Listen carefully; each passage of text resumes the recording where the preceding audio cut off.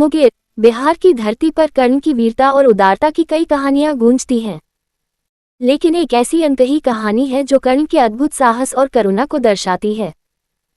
ये कहानी उस समय की है जब कर्ण ने न केवल अपनी उदारता से बल्कि अपने मांस से भी एक ब्राह्मण की भूख मिटाई और पुनर्जीवित हुआ। यह उस समय की बात है जब कर्ण अंग देश का राजा था।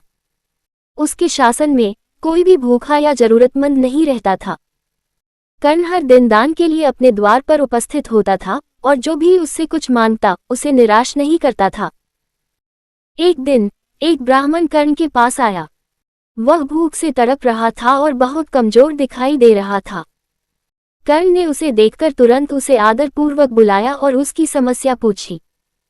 ब्राह्मण ने कहा, हे महान राजा, मैं कई दिनों से भूखा हूं और मेरे पास भोजन का कोई साधन नहीं है। कृपया मुझे भोजन दें। कर्ण ने तुरंत अपने रसोई को बुलाया और ब्राह्मण के लिए भोजन तैयार करने को कहा। लेकिन दुर्भाग्यवश उस दिन राजमहल में कोई भोजन नहीं था क्योंकि राज्य में अचानक अकाल पड़ गया था। कर्ण के सेवकों ने ब्राह्मण को ये जानकारी दी। ब्राह्मण ने निराश होकर कहा, हे राजा, यदि आज मुझे भोजन नहीं मिला तो मैं जीवित नहीं रह पाऊंगा।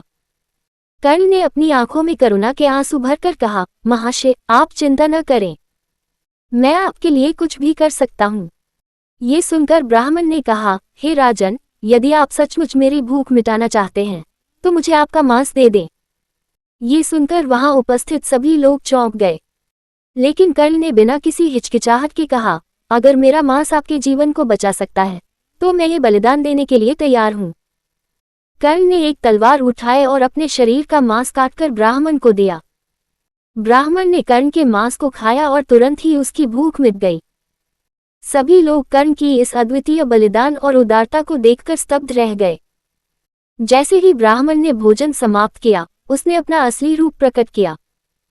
वह कोई और नहीं बल्कि स्वयं इंद्रदेव थे, जो कर्ण की उदारता और निस्वार्थता की परीक्षा लेने आए थे। इंद्रदेव ने कर्ण को आशीर्वाद दिया और कहा, हे कर्ण, तुम्हारी अद्वितीय उदारता और बलिदान ने मुझे अत्यंत प्रभावित किया है। मैं तुम्हें अमरत्व का वरदान देता हूँ और तुम्हारे शरीर को पुनर्जीवित करता हूँ। इंद्रदेव के आशीर्वाद से कर्ण का शरीर पुनः संपूर्ण हो गया और वह जीवित हो उठा।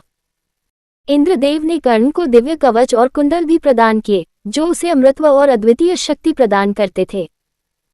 इस प्रकार कर्ण की पुनर्जीवन गाथा मांस से महान की कहानी हमें सिखाती है कि सच्ची महानता न केवल वीरता में बल्कि करुणा और निस्वार्थता में भी होती है।